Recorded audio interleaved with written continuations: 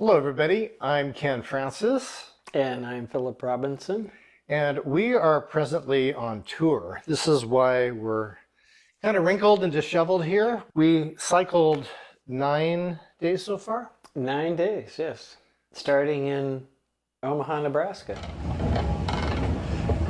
It's Friday the 13th. Not a good day to fly, especially when we're having problems with the FAA and a lot of unrest in the world. But I'm heading out on another adventure. Right now, I'm just worried that when we get to the hotel tonight, they might have overbooked and got rid of our room. So, don't know if we're going to be homeless tonight or not. We fly in late. Wait for the update. Greetings from Omaha, where it is 12:15 in the morning. I'm at the airport now, and I am going to put my bike together.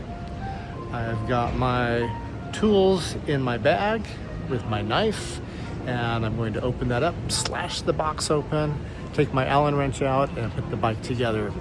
Okay, I'm good to go. Philip's a little behind me. He flew in half an hour, but he's getting there. We've gone 3 miles, got 9 more to go. It's like 75 degrees out. Continue on Ames Avenue for 1.5 miles. Okay. Let's do it. It's kind of surreal this time of the night.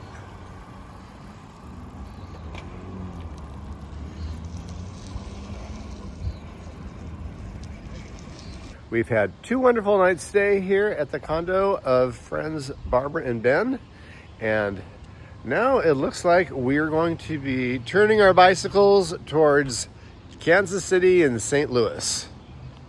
So we started in Omaha, Nebraska, went to Kansas City, rode roller coasters at Worlds of Fun, and we're heading towards St. Louis right now. I thought this would be a good opportunity to talk about the trails that we took, since this trip has encompassed 3 different trails: the Wabash, the Rock Island, and the Katy Trail. So Philip, what are your thoughts so far on this part of the country and the trails that we've ridden? You know, they have been excellent trails. They're in wonderful shape. Missouri State Parks has done a great job of keeping them up, and they've been a lot of fun. The Wabash was a little more on the rough side, and it was a privately maintained trail. And then we hooked up with the Rock Island, which was pretty cool. And then the Katy Trail, which is how many miles is that, Ken? I do not know. I think it's about 260. And so it's all been good. So all rail trails. So I would argue the fun part, though, because since we've set out, the average temperature has been 95 degrees. The humidity has been high. Looking at the weather, it will say 95 degrees, but feels like 104. And I would say it's pretty much felt like 104. yeah, and even though this rail trail is often shaded, it still felt like 104. But thank goodness for the canopy of trees. It pretty much that was on either side of the trail, so it's really made it very pleasant. We're getting old. When I was 23 years old, I rode my bicycle across Kansas. No trails, all regular roadways, black asphalt, and it was at least 106 degrees every day. My buddy and I would stop at a city park, and we'd jump in a pool for $1 or $2 midday and cool off. But I was younger, I could bounce back. So what we've been doing is we've really been pacing ourselves, sometimes stopping every 5 miles, sometimes stopping every mile just to cool down. I pulled off the road for a couple minutes. I found some shade in back of this barn and just want to cool off a little bit. It's not as humid as it was yesterday, but it's pretty humid. Need to hydrate. Philip's back down the road. probably about half a mile or so. Almost to the first town, which is about halfway. All's going good. And the weird thing is when you're cycling, whether you have a side wind or a headwind, the breeze really does cool you off, even if it's a 95-degree breeze. As soon as you stop riding and you don't have that breeze hitting you, it's like I just want to jump out of my skin. But the opposite happens when we get back on the bike and start riding. I'm covered in sweat, and as soon as that breeze hits me, I instantly just feel this sense of relief, which only lasts for about a minute or so, but that's pretty much what the nature of this trip has been.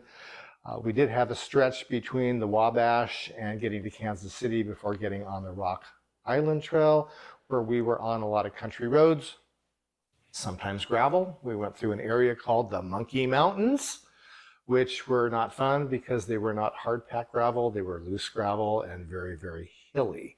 Even if it was just for a couple miles, it was not bearable to ride our bikes on.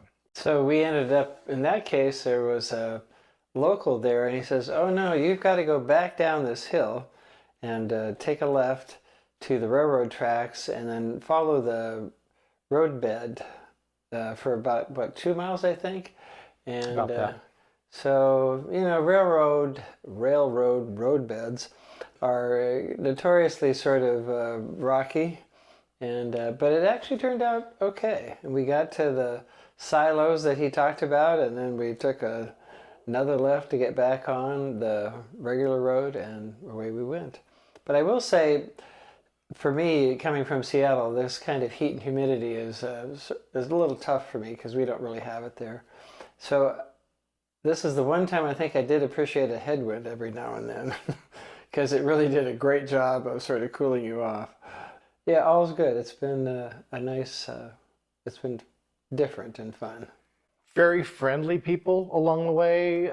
In the restaurants, we didn't really bring any cooking equipment on this trip, and even though we brought camping equipment, we only camped one night, and as Philip put it, I camped for the both of us.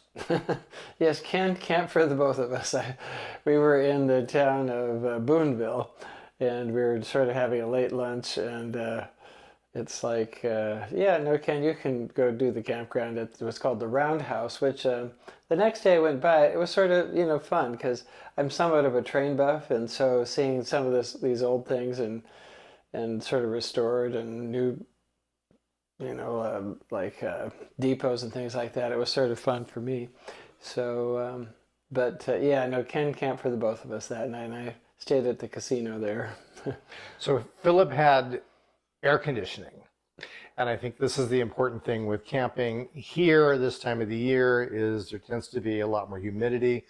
I set my tent up in the middle of a field so I could get a cross breeze coming through. I left the rain fly off my tent and it cooled down a little bit, but in the dead of the night, it was just still. I was just kind of baking inside my tent. So I ended up sleeping okay, getting up, having a great ride early in the morning, but not as comfortable as I would have liked it. And it certainly hasn't been as comfortable camping as it has been on other trips in other parts of the United States and Europe.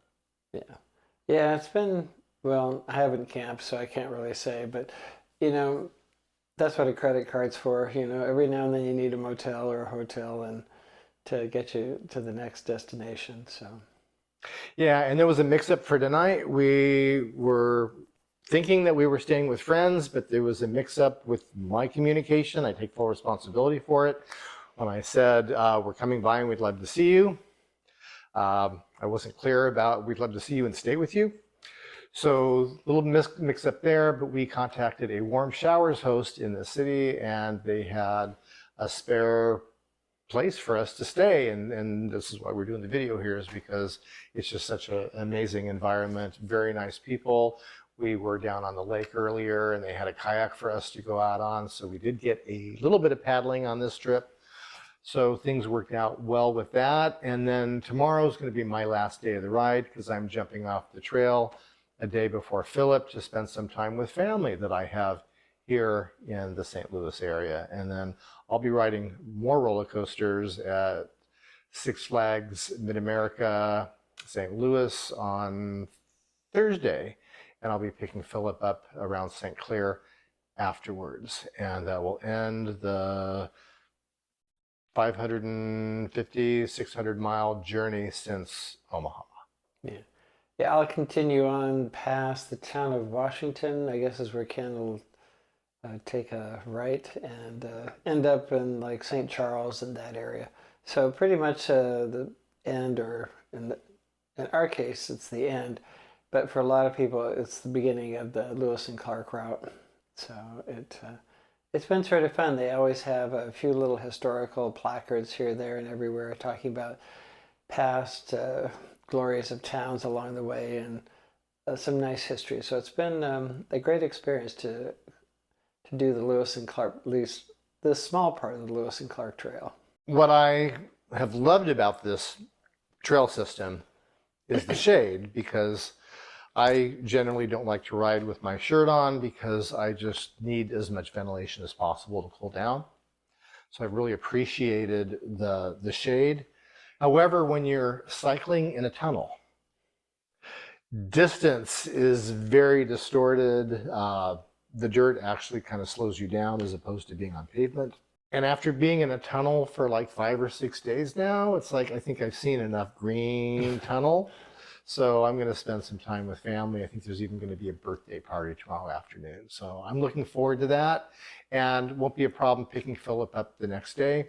Kind of a win-win. He gets to finish his portion of the journey. I get to hang out with family in air conditioning, rub that in. There you go. And I'm sure he'll be in air conditioning tomorrow night, because I will not be camping for the both of us tomorrow night, and he won't either. That's for sure. Yeah, that kind of wraps up this trip. We're hoping to do a trip through Europe in September, but just since we've been out on the road, there's been a lot of changes in the world, and I'm not sure if that trip is going to materialize, but I hope so. There's a lot of really great friends over in Europe that we'd like to visit and see again, and just when I think of Europe, I get a big smile on my face, and when I'm in Europe, I get an even bigger smile. There's just something about Europe that I really love, and I hope that trip happens. And it's a great place to cycle. We pretty much primarily in Germany, I guess, is where we'll be, and they've got a great infrastructure as far as cycling. So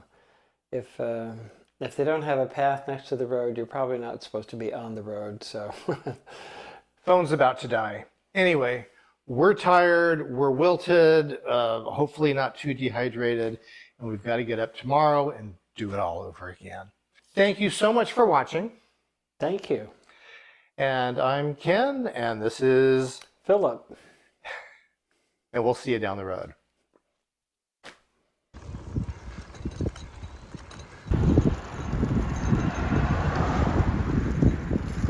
Philip, do you remember the day out of Munich where Google had us on this dirt road going through these cornfields?